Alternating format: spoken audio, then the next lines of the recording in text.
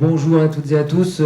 Pour ceux qui ne me connaissent pas, je suis Olivier Duc, premier adjoint à la commune de Tignes, en charge du développement économique et de la transition du territoire. Donc voilà, on essaie de vraiment concilier les deux et typiquement là, on a des sujets qui rentrent vraiment pleinement dans ces démarches de réduction de nos impacts sur l'environnement et en même temps de revitalisation de notre immobilier de loisirs.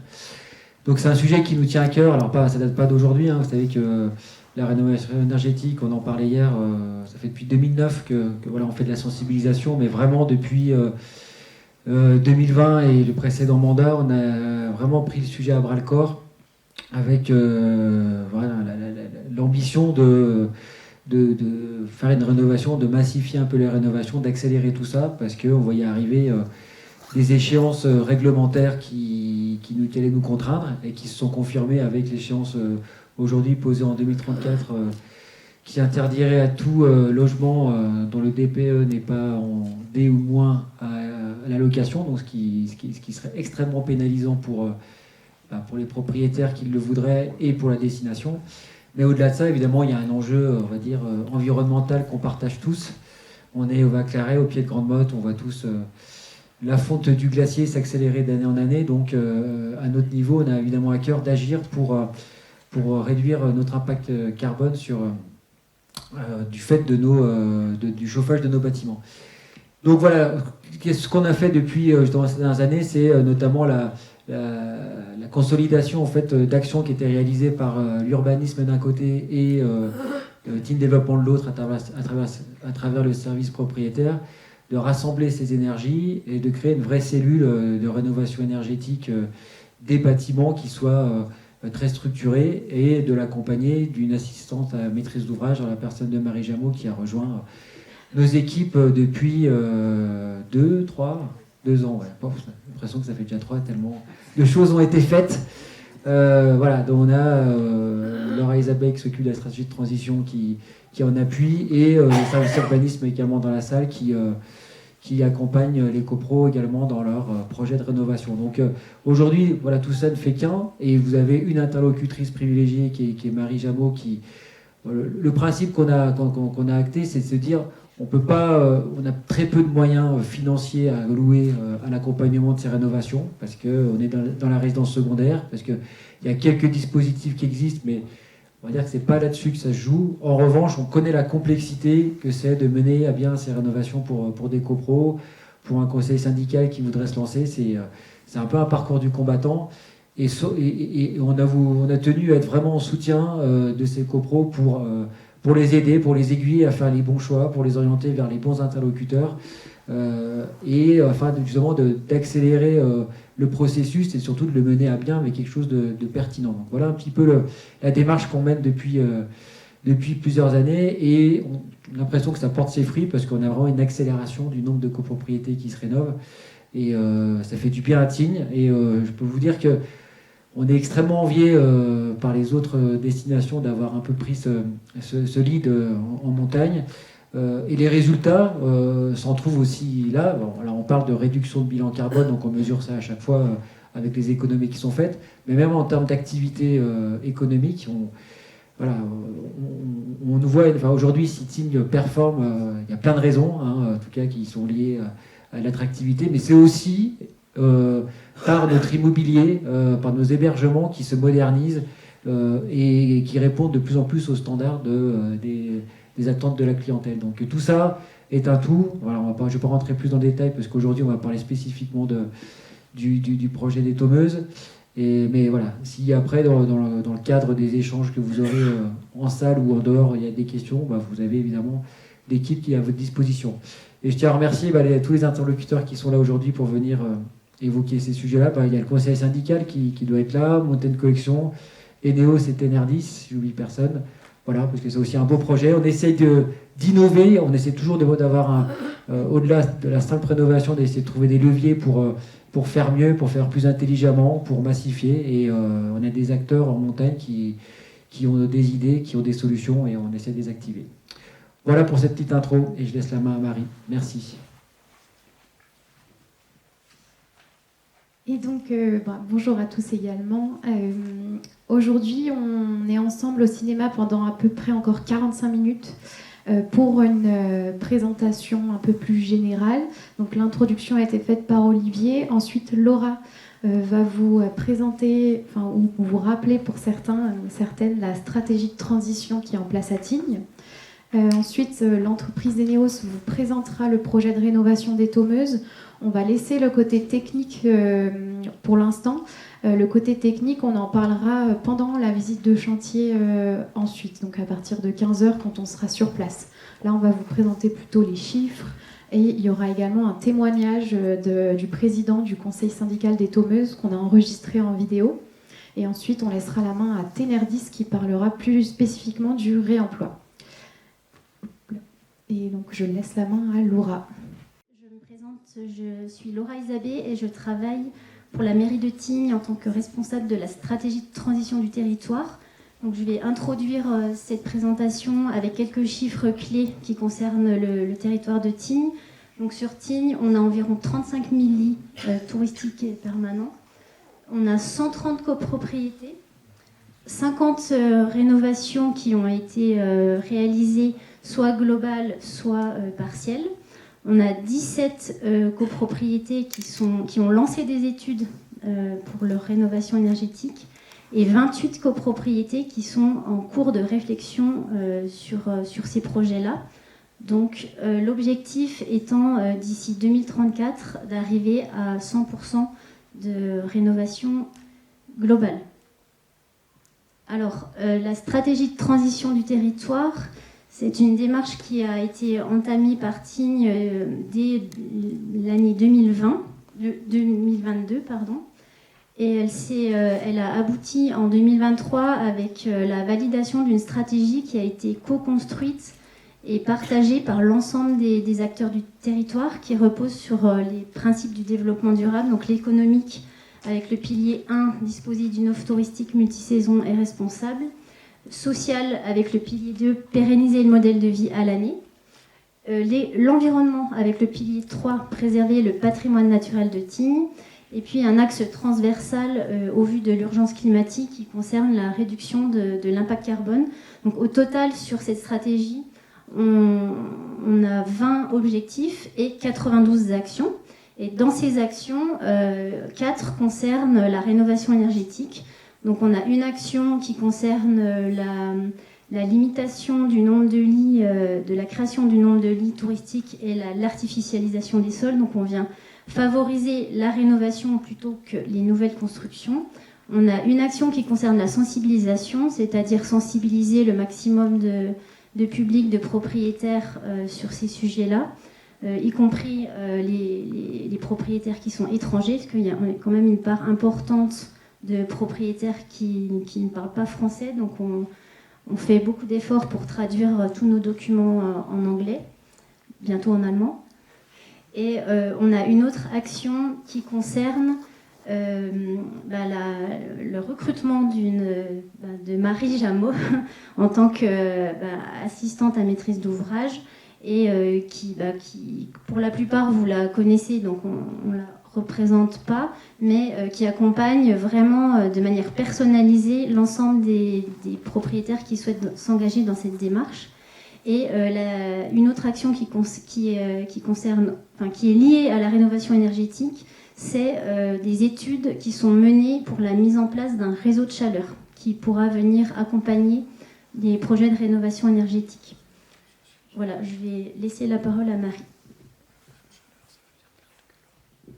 Je fais juste la transition avec la deuxième partie.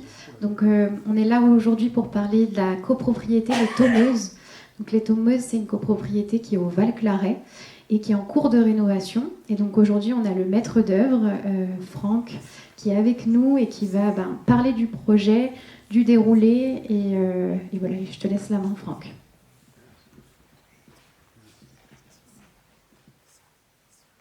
Oui, donc bonjour à tous. Donc Franck Chabertot de l'agence Eneos. Je suis chargé d'affaires chez Eneos, et donc c'est moi qui ai suivi la partie études et en ce moment la partie réalisation des travaux.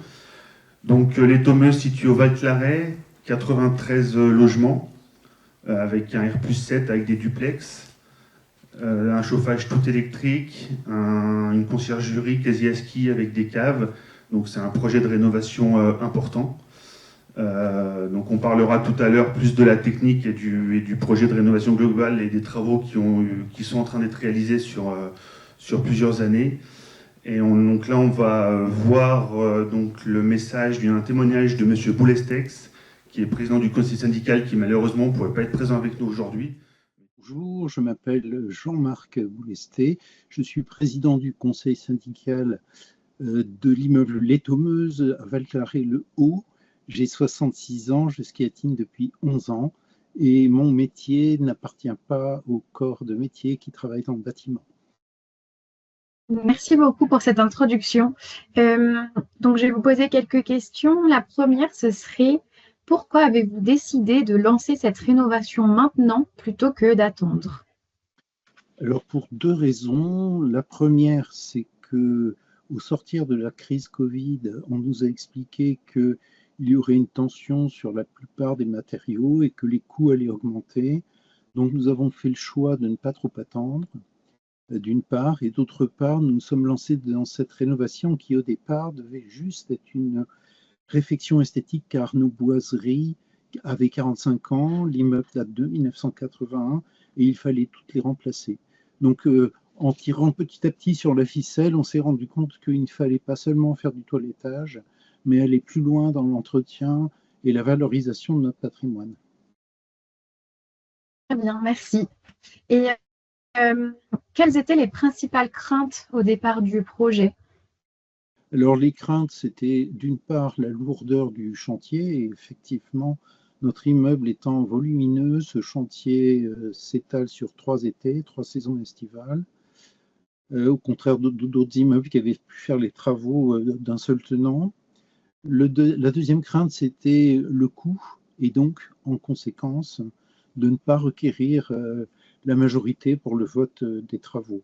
Et puis enfin, certains, dont je faisais aussi partie, n'étaient pas certains qu'à la fin, on ait autant d'économies que prévu, car en particulier les balcons représentent quand même des inserts dans la maçonnerie pour des ponts thermiques qui ne sauraient être corrigés par les travaux. Et en termes de financement, vous parlez des coûts. Est-ce que vous avez eu des financements, que ce soit des subventions ou des prêts collectifs pour les travaux? Alors, pour le financement, il n'y a pas eu de prêt collectif, bien qu'on ait secoué cette idée jusqu'à ce qu'elle s'effondre, dans le sens où les conditions bancaires sont compliquées et personne n'a été convaincu. Et puis, nous n'avons pas eu finalement de copropriétaires qui aient souhaité s'engager dans ce programme. L'intérêt d'un prêt collectif, c'est qu'il n'y a pas d'assurance individuelle, mais une assurance collective, mais les taux d'intérêt sont élevés. Ça se retrouve évidemment ailleurs. Comment mobiliser la majorité des copropriétaires? Eh bien, il a fallu pendant des années présenter le projet étape par étape. Et finalement, à part quelques-uns qui ont préféré revendre, nous n'avons pas eu d'opposition majeure, même si ça représente un coût individuel important. Oui, c'est ça. Depuis le début du projet, les propriétaires étaient informés peut-être du coût que ça allait représenter, c'est ça? Ça faisait partie des présentations, le coût? Alors, nous sommes passés d'un projet qui était celui des boiseries, pour lequel nous avions déjà payé une entreprise pour nous faire une évaluation avec 3 scénarios différents. Le dernier reprenait une partie de l'isolation du bâtiment sous les bardages bois, et le coût était déjà assez important. Et on s'est rendu compte finalement que si on traitait l'intégralité du bâtiment, nous étions à peine à 3 fois cette somme et que ça valait le coup de faire un projet global que du rafistolage partiel qui ne nous aurait pas empêché plus tard de faire d'autres travaux. D'accord, ok. Et ensuite, comment vous avez réussi à embarquer les copropriétaires dans le projet? Est-ce que tous les copropriétaires étaient convaincus d'après vous? Vous venez de dire que certains avaient vendu plutôt que de participer à ce projet. Pour les autres, comment ça s'est passé? Alors, je dois dire que je n'ai eu que 2 ou 3 appels de copropriétaires me sondant en tant que copropriétaire et pas président du conseil syndical pour savoir si ce que j'allais faire moi, c'est-à-dire payer ou garder mon bien. En fait, la plupart des gens ont mis la main à la poche, même si pour certains ça a été un peu douloureux. Il n'y a pas besoin de convaincre tout le monde. Vous savez que ça se vote en assemblée générale extraordinaire et donc une majorité a suffi. Je pense que nous avons été aidés par la crise Covid qui a provoqué un break temporel dans la progression des idées, puisque le projet a été d'abord... Le projet est parti d'abord d'un audit énergétique qui a été fait par Eneos, puis suivi d'un projet de travaux dans le plan pluriannuel de travaux. Et puis plusieurs scénarios ont été soumis au conseil syndical et à chaque assemblée générale au cours des 5 années qui ont été interrompues par la crise Covid, on a pu laisser les gens s'imprégner du projet, réfléchir et finalement adhérer au projet global. Et aujourd'hui, encore hier, j'étais à Tignes, j'ai pu croiser un couple de copropriétaires qui étaient ravis déjà de l'apparence que prend l'immeuble, quand bien même il y a encore des échafaudages autour. Ok, donc en fait, la durée longue qui peut être parfois un désavantage pour les copropriétés, vous vous en êtes servi comme avantage pour laisser le temps aux copropriétaires d'être convaincus et de bien comprendre le projet. Et quels bénéfices attendez-vous pour la résidence suite à ce chantier? Alors, le bénéfice, il est multiple. Je vais commencer par le plus futile, c'est l'esthétique. Mais en fait, rentrer dans un joli bâtiment, c'est toujours un plaisir. Le deuxième bénéfice, c'est quand même l'entretien de notre patrimoine, parce qu'on le voit dans certains appartements, il y a des ponts thermiques qui font que les peintures ont travaillé, parfois se décollent. Donc je pense que nous serons dans des conditions plus confortables à ce titre. Notre VMC était vieillissante. Depuis qu'elle a été revue, beaucoup moins de buées dans les salles de bain. On ne perçoit plus les odeurs de cuisine des autres appartements, par exemple. Nous avons aussi un chauffage, comme pas mal d'immeubles, avec une trame électrique par le sol. Et au fil des ans, cette trame est de plus en plus difficile à régler avec des problèmes de sonde. Donc nous espérons sur le plan électrique à la fois une moindre facture, parce que c'est ce qui a déjà été enregistré dans d'autres immeubles qui ont fait ces rénovations, avec grosso modo, enfin vous avez les chiffres, une diminution de la facture de moitié à peu près, et puis peut-être une meilleure répartition aussi de la chaleur, parce que dans beaucoup d'appartements, on se plaint soit d'avoir trop chaud et dans d'autres d'avoir trop froid. Et trouver un réglage adéquat pour l'ensemble du bâtiment est un peu compliqué actuellement. Et avec le recul, est-ce que vous auriez des conseils à donner aux autres copropriétés qui ne se sont pas encore lancées dans la rénovation énergétique, que ce soit dans la préparation du projet pour bien choisir le scénario de travaux, parce qu'on peut avoir plusieurs scénarios, et ensuite pour bien préparer le chantier derrière? Alors, sur ce point, je dirais qu'il faut avoir un conseil syndical solide. Le défaut de notre conseil syndical, c'est qu'aucun d'entre nous n'appartient au monde du bâtiment, mais en revanche, nous nous apprécions, nous nous respectons, nous avons des juristes parmi nous, et il faut avoir aussi cette approche. Et puis, cette unité du conseil syndical, elle est assez fédératrice. Elle crée, enfin, je pense que l'ensemble des copropriétaires sent que nous sommes soucieux du bâtiment, que nous ne sommes pas soumis ou qu'il y a du copinage avec soit le syndic, soit la maîtrise d'œuvre. Nous gardons notre indépendance. Et je pense que notre enthousiasme pour ce projet a déteint sur l'ensemble des copropriétaires qui nous ont suivis. J'ai pu entrer en contact avec d'autres présidents de conseils syndicaux, d'autres immeubles avoisinants, me rendre compte que quand il y a une discordance au sein même du conseil syndical, ça se passe mal. Tout à fait. Et là, est-ce que tout le conseil syndical était présent sur le projet, ou vous vous êtes répartis les rôles entre vous? Certains étaient plus présents que d'autres, pendant que les autres s'occupaient peut-être d'autres tâches nécessaires sur le bâtiment? Alors, c'est une question pertinente parce qu'en fait, je n'étais pas président du conseil syndical au moment où nous avons abordé la rénovation énergétique, mais j'étais au sein du conseil syndical. Bon, j'étais pressenti pour devenir le futur président, donc je me suis emparé de cette problématique et en tant que membre du conseil syndical, j'ai présenté aux copropriétaires et aux autres membres du conseil syndical les projets et la manière dont ça allait se passer. Donc, je pense que ça a aidé. Ok, d'accord. Merci. Et ben, j'ai une dernière question. Est-ce qu'en une phrase, pourquoi vous recommanderiez aux autres copropriétés de se lancer dans un projet de rénovation énergétique globale? En une phrase, c'est compliqué, mais je dirais que nos immeubles maintenant ont entre 40 et 50 ans, soumis à des conditions climatiques extrêmes. Ils s'abîment, ils ont été conçus à une époque où on ne se souciait pas de rénovation, donc c'est une convergence à la fois d'entretien du patrimoine, d'embellissement de nos immeubles et de soucis énergétiques pour préserver l'avenir. Le réemploi, donc, comme vous pouvez le constater, donc, toute la partie boiserie de la résidence a été déposée d'une façon sélective, donc avec soin, a été triée, parce qu'effectivement, toute la partie boiserie, vous l'imaginez, ne vieillit pas pareil en suivant des orientations de façade, façade nord, sud, etc., surtout à Tignes. Donc du coup, aujourd'hui, alors ça c'est une photo du bâtiment existant que vous voyez sur votre droite. Donc toute la partie marron, donc c'est le bois, donc elle a été déposée, puis triée sur place avant d'être expédiée vers des matériothèques et plateformes de réemploi comme on l'a dit, donc environ 1290 mètres carrés.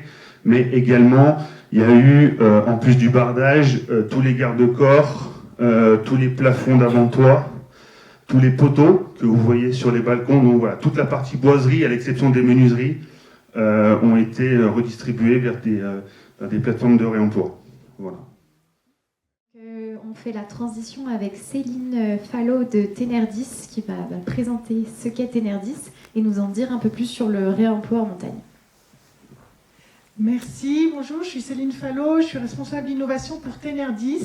Tenerdis, c'est une structure de développement économique régional autour de la transition énergétique.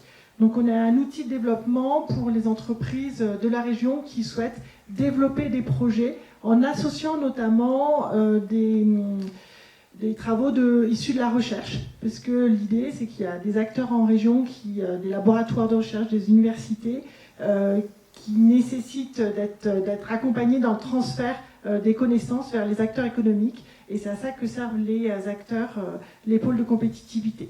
Donc Tenerdis, on travaille plus spécifiquement sur la transition énergétique et sur la filière du bâtiment. Et pourquoi est-ce qu'on s'intéresse aussi au réemploi? C'est qu'il y a aussi un cadre réglementaire dans la filière du bâtiment qui incite à prendre en considération l'impact environnemental de travaux et de rénovation. On a parlé de la rénovation énergétique pour faire baisser les consommations énergétiques, mais il y a aussi une réglementation qui incite à réfléchir à l'impact en termes de poids carbone d'une rénovation ou d'une construction.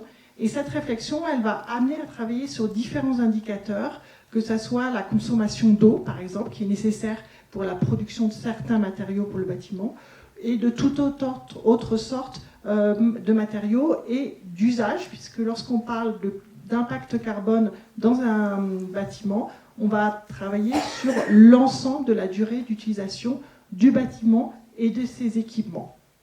Du coup, il y a tout un cadre réglementaire qui réfléchit à inciter à pousser cette réflexion sur le poids carbone.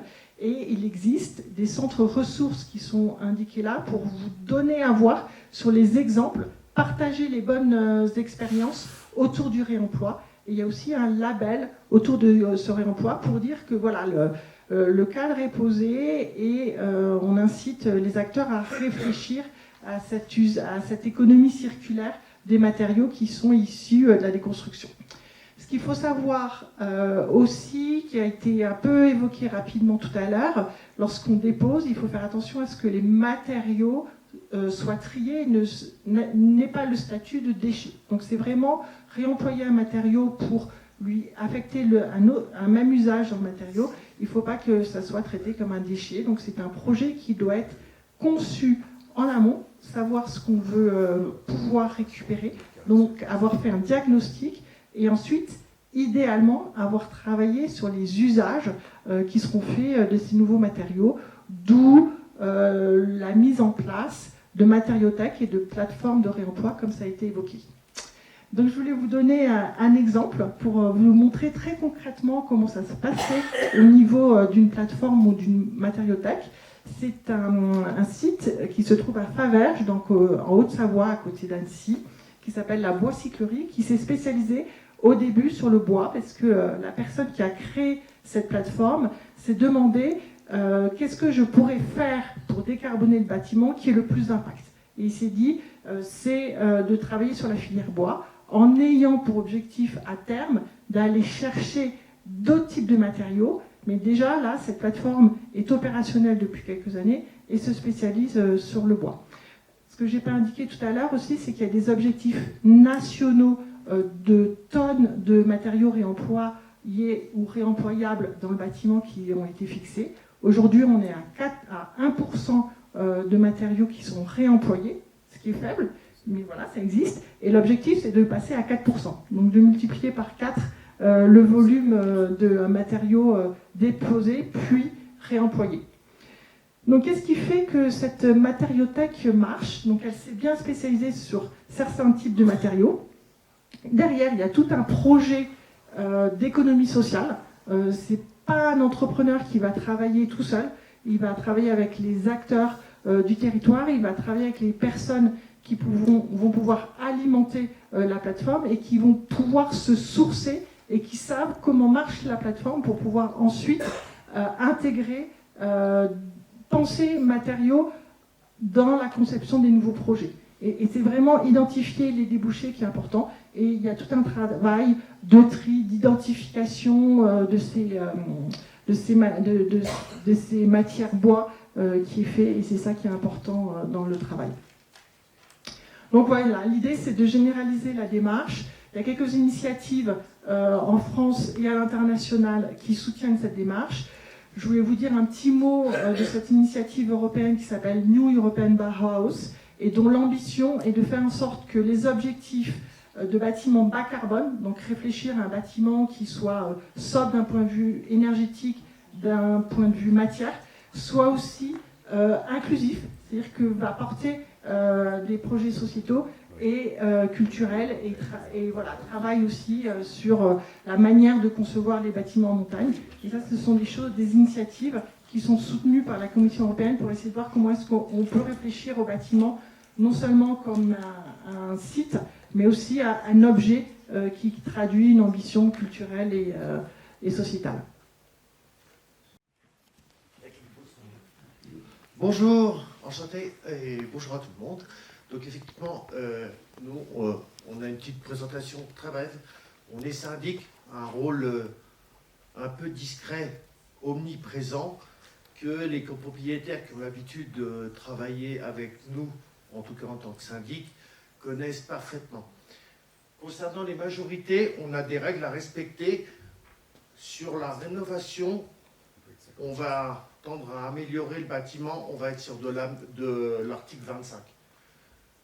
Sur... C'est quoi l'article 25. Alors, oui, excusez-moi, je pensais que tout le monde était copropriétaire, pas forcément. L'article 25, en fait, vous avez différents types d'articles, 24, 25 et ainsi de suite, qu'on adapte suivant la nécessité de la résolution.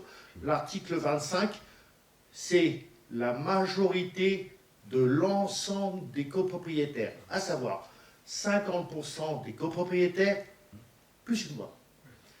L'article 24 peut être utilisé dans certains cas, c'est l'ensemble des présents et représentés, c'est-à-dire les personnes qui, lors de l'AG, ont voté par correspondance ou ont donné un pouvoir ou sont elles-mêmes présents. Ce n'est pas le même quota. Après, la loi permet des choses, puisque l'article 25 est une majorité sécurisante, mais elle ne doit pas être bloquante. Donc, en vous rapprochant de vos syndics respectifs, ils vous expliqueront que dans certaines conditions où l'article 25 passe pas forcément du premier coup, la loi permet un encadrement qui permet un second vote, lui, à l'article 24. Ça permet d'exposer dans le cadre légal, mais de permettre la réalisation de résolutions. Voilà. Et pour les extensions, c'est pareil. Alors, Surélévation, extension. la définition d'un syndic, c'est d'être bon à rien et pas mauvais en tout. La qualité d'un syndic, c'est d'en connaître suffisamment pour avoir l'intuition de faire appel au professionnel qui lui donnera la réponse. Donc, sur les extensions, il y a ça peut être des extensions avec des emprises, ça peut être une extension simple, la création d'un escalier de secours. Il y a plein de cas de figure finalement. Et je conseille, au cours des échéances, de sécuriser avec une consultation auprès d'un juriste ou d'un service juridique qui aura tendance à verrouiller la bonne majorité. Merci. Là, on est plus avec l'urbanisme. Pouvez-vous rappeler l'intérêt des volets et comment ce sujet est-il traité au sein de l'urbanisme? Alors, l'intérêt des volets, on va peut-être laisser la main au maître d'œuvre. Sur l'intérêt des volets, comme beaucoup de bâtiments à Tignes aujourd'hui, effectivement, il n'y a pas de volets. C'est souvent des occultations intérieures, style rideau, qui viennent occulter les logements. Après, aujourd'hui, les volets, donc quand on fait une isolation extérieure, on peut très bien intégrer des volets roulants dans l'isolation, ce qui, du coup, après travaux, ne voyons plus les volets. Il y a juste le raccordement électrique à gérer au sein de l'appartement. Donc le volet, l'avantage, c'est que c'est une meilleure isolation, une occultation aussi meilleure que des simples stores intérieurs. Voilà. Après, aujourd'hui, donc sur les tomeuses, on n'en a pas mis en place, à l'exception de la conciergerie que je vous ferai visiter tout à l'heure. Oui, et pour compléter, si vous avez des projets de volets, sachez que c'est important de présenter un projet global. C'est pas, faut que ce soit uniforme. C'est pas un copropriétaire qui va déposer une demande pour installer un volet ou deux volets. C'est vraiment une analyse globale du bâtiment et à minima façade par façade. Oui, juste une dernière chose sur les volets. Pardon, je me remets là. Sur les tomeuses, effectivement, en fait, les volets servent aussi d'anti-intrusion. Donc aujourd'hui, par exemple, aux tomeuses, vous avez des volets sur toute la partie rez-de-chaussée du bâtiment, comme on le verra tout à l'heure, enfin, comme le bâtiment s'étage dans la pente. Mais ça, c'est des volets roulants qui avaient été installés dès la construction du bâtiment, qui faisaient office de protection contre les risques d'intrusion. Donc effectivement, nous, ces volets, on va les remplacer dans le cadre du projet, mais en lieu et place de l'état actuel. Je veux bien essayer de répondre à cette question, mais peut-être qu'il y a d'autres personnes dans la salle aussi qui sont fondées à le faire. Pour moi, je vois... alors, on parle de réemploi aujourd'hui. Il y a deux choses. En fait, les tomeuses, c'est pas réellement un exemple de réemploi. C'est un exemple de réutilisation. Parce qu'en fait, les bardages qui ont été retirés du bâtiment, ils vont pas être réemployés pour être de nouveaux bardages pour un autre bâtiment. C'est pas possible. Le bois a trop vieilli, il est dessicqué, et c'est donc une autre utilisation qui va être faite. Je crois que Céline avait la définition du réemploi. Normalement, c'est réemployé pour la même utilisation.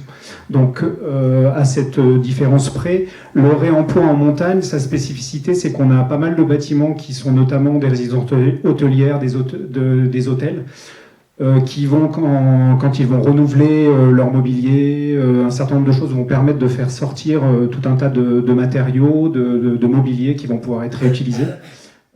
En montagne, on est très contraint par l'espace, et comme l'a expliqué Astrid, des fois on a besoin de plus d'espace pour pouvoir entreposer des bennes, du stockage. Donc si dans une logique de massification ou de plusieurs projets en même temps qui se font avec cette dimension réemploi, ben c'est sûr que si on peut avoir des espaces qui vont être mis à disposition de façon temporaire pour pouvoir justement faire ce tri et assurer ces flux logistiques, c'est facilitant. J'ai juste une question, moi c'était par rapport aux usages, on parle de logement à l'année, rénovation énergétique, etc. Et il y a une vraie question pour moi sur le transport et notamment sur les vélos qui se pose pour moi dans les rénaux énergétiques. Comment vous gérez? Est-ce que vous prévoyez des locaux vélos? Enfin, qu'est-ce qui est fait à ce niveau-là ou pas du tout? Et enfin, même c'est une question au niveau de l'urbain aussi. L'accompagnement qu'on propose à Tignes, pour tout démarrage de projet, on propose soit au conseil syndical, soit au comité de travaux, de commencer par un questionnaire auprès des propriétaires. Et dans ce questionnaire qu'on diffuse dans la copropriété, on pose la question de est-ce qu'il y a un besoin supplémentaire de rangement de vélos. Et dans ces cas-là, on essaye de traiter ce sujet en même temps que la rénovation globale. Donc en tout cas, c'est quelque chose qu'on essaye de savoir dès le départ du projet pour ensuite, quand on va voir le maître d'œuvre et qu'on lui demande d'étudier les travaux qu'on souhaite, ça fasse partie de la liste de courses. Alors le réemploi, on va dire que ça coûte plus cher. Mais en fait, là, en l'occurrence, on est vraiment sur un parti pris d'Eneos de l'avoir proposé aux copropriétaires, mais concrètement, ça a coûté moins cher. Enfin, ou du moins, c'est à iso-coût. De façon générale, on dit que finalement, le réemploi, c'est le même coût que si on réemployait pas. Voilà. Mais aujourd'hui, comme on n'est pas dans une logique massifiée avec des circuits économiques qui sont complètement établis, on est sur des filières qui se développent, qui sont en plein développement. On compare pas des choses comparables. Donc, mais on part du principe qu'on est à iso-coût dans nos études. Oui, alors sur les tômeuses, si on parle des tômeuses, le réemploi a permis une économie sur les travaux de l'ordre de 60 à 80 000 euros. Voilà. Je reprends le micro, du coup, Lucie Million, Galta Architecte et maître d'œuvre. Nous, on a un exemple également de réemploi. C'était dans le même cadre que vous, c'est-à-dire qu'ont été démolis en appartements en archi d'intérieur des appartements pour un client privé. On a démonté l'intégralité des appartements à Tignes-Val-Claret et on a fait appel à Trialp et ils ont répondu 2 fois moins cher que la totalité des autres entreprises qu'on a consultées pour la démolition. Donc il ne faut pas avoir peur non plus du coup parce que des fois on a des bonnes surprises. Oui, nous c'est ce qui s'est passé pour les tômeuses. Alors c'était pas Trialp, mais c'était l'entreprise Made in Past, mais qui a répondu, on était entre 2 et 3 fois moins cher, on va dire, qu'une entreprise. Habituellement, c'est vrai que quand on parle de boiserie, dans les lots de travaux, c'est surtout le bardeur qui va déposer ces éléments-là. Et du coup, c'est lui qui chiffre cette dépose. Et c'est vrai que dans le cadre des tômeuses, parce qu'on fait partie aussi d'un circuit réemploi en grand aujourd'hui, et du coup, en fait, on voulait apporter aussi cette précision financière qui manque à des fois dans les projets. Et du coup, sur les tômeuses, on a été chiffré à la fois à une entreprise, on va dire, classique de bardage qui va déposer ces éléments, et du coup à une entreprise, donc là, Made in Past, pour la partie réemploi, et du coup on a pu comparer les deux. Et effectivement, dans leur modèle économique, Made in Past a répondu en 2,5 fois moins cher que les 3 charpentiers qu'on avait consultés. Voilà. Oui, alors, il faut faire attention avec ces comparaisons de chiffres parce que déjà entre des travaux qui ont été réalisés en 2013 et des travaux en 2026, c'est pas les mêmes prix à travaux équivalents. Et ensuite, comme vient de le dire Marie, c'est vrai que ça dépend beaucoup du programme de travaux.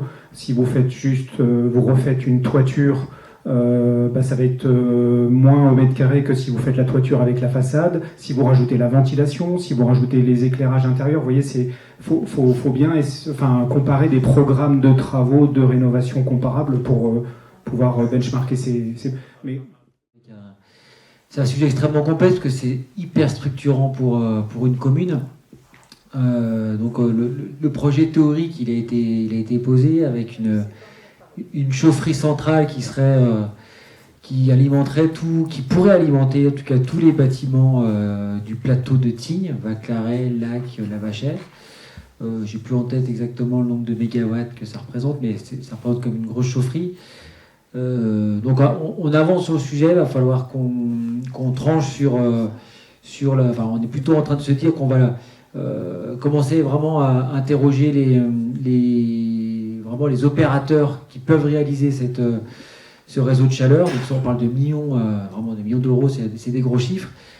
Il y a 3 sujets qui sont en attente, en tout cas qui sont liés à ce projet qui posent question. Petit 1, c'est les subventions de l'ADEME, parce qu'aujourd'hui, c'est possible s'il y a des financements d'ADEME à un certain niveau. Alors, selon les réponses des opérateurs, ça peut être 30, 40, 50, mais en tout cas, s'il y a 0 financement ou 20%, c'est mort.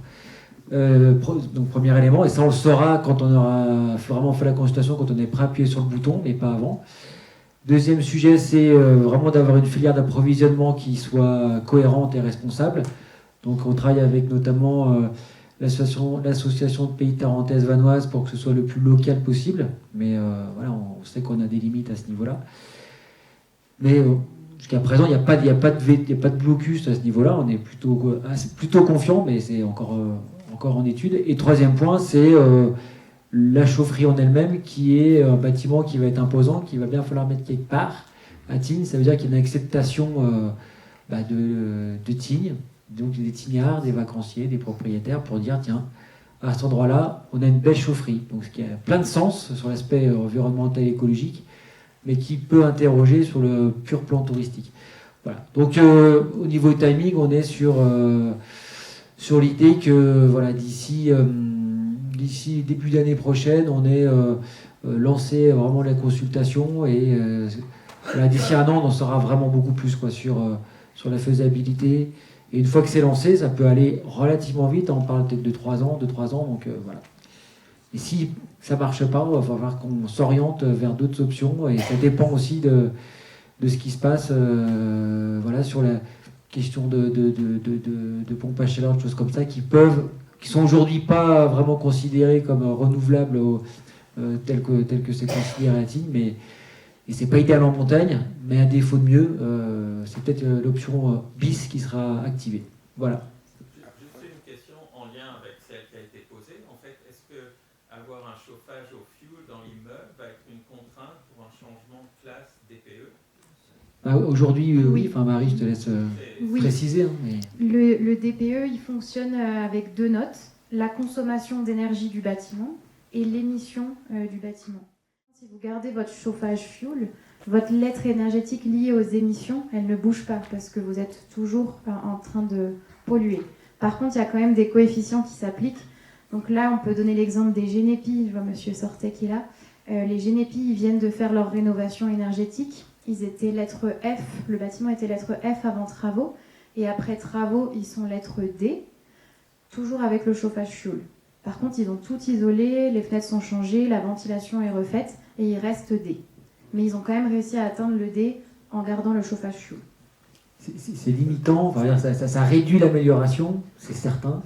Et pour certaines copros, on voit qu'ils n'y arrivent pas à arriver à du D avec leur chauffage fuel. Donc c'est un sujet majeur, et on pousse, ça ne dépend pas que de Tignes, on pousse sur les questions de qu'est-ce qu'on fait. À Tignes, on a beaucoup d'électricité. Oui. Une dernière question et après on y va. Oui, s'il vous plaît. Je voudrais souligner quand même une certaine aberration. Oui, je voudrais souligner une certaine aberration entre le chiffre les armées et classé G, donc à cause justement de la consommation de fuel, parce qu'on a calculé, alors j'allais dire avec des équations, des écritures, enfin simplement on devait avoir une consommation de 600 kW, je crois, si ma mémoire est bonne, alors qu'en réalité on en consomme 4 fois moins, parce qu'on a baissé la température, donc on a ce souci donc d'économie d'énergie, et donc on chauffe moins la résidence, et en particulier dans les communs, et donc la consommation électrique que l'on affiche, enfin le fuel, 1 litre de fuel ça fait 10 kW, quoi. Donc on arrive à peu près à 20 000 litres, donc ça fait 200 kW, alors qu'en réalité, c'est ça la réalité, alors que dans les faits, on nous taxe de 600 kW. Voilà. Ce calcul DPE, on se bat aussi sur plein de sujets, parce que c'est pas la panacée, mais Marie oui, pour connaît la ça par cœur. précision, le DPE est calculé selon une consommation théorique. Oui. Donc en fait, on ne prend pas les factures réelles. On estime que dans un logement qui est pour 4 personnes, il y a 4 personnes qui vivent à l'année. Donc à Tignes, déjà, on ne représente pas ce critère-là. Et en plus, on prend des consommations théoriques, peu importe l'usager. Et ça, c'est fait pour comparer des bâtiments dans toute la France. C'est-à-dire, peu importe la personne qui est à l'intérieur et qui chauffe plus ou moins son logement, le logement, on lui donne une lettre. Mais on est d'accord que ça ne représente pas la réalité. Mais j'ai encore une Parce que dans le sens, demain, tout le monde vend et tout le monde a un autre usage de l'énergie. Bah, voilà. Le TPE, c'est l'outil, c'est la structure qui donne. Mais après, tout ça est discutable. Mais en tout cas, c'est pas à notre niveau que ça se joue. Oui. Mais pour autant, on essaye de. Au sein, on est aussi beaucoup sollicité dans les réseaux d'échange au niveau de la montagne avec des opérateurs à tout France, etc. Donc, Ouais, c'est des sujets qui sont portés. Voilà. Je maintiens quelque part que les chiffres sont faux. Parce que ça ils sont jamais exacts. Bah oui, mais aujourd'hui, je vous propose d'écrire au ministère de l'Environnement et d'évoquer le sujet. Oui, parce que... Je suis désolée, il est déjà 15h12, donc je vais lancer la visite de chantier. Et par contre, on reste disponible après la visite de chantier, bien sûr. Vous n'hésitez pas à venir nous voir et vous pourrez reposer vos questions ou on prend contact et on organise un échange après. Alors pour la visite de chantier, je vais vous laisser suivre Natalia qui est juste à l'entrée. On passe tous au centre du Val-Claret et on se retrouve... On démarre à 15h30 la visite, donc on se retrouve devant les Tomeuses. Vous verrez, il y a un drapeau Tignes, donc vous allez jusqu'au drapeau Tignes et on démarre à 15h30 pour la présentation du chantier. Merci.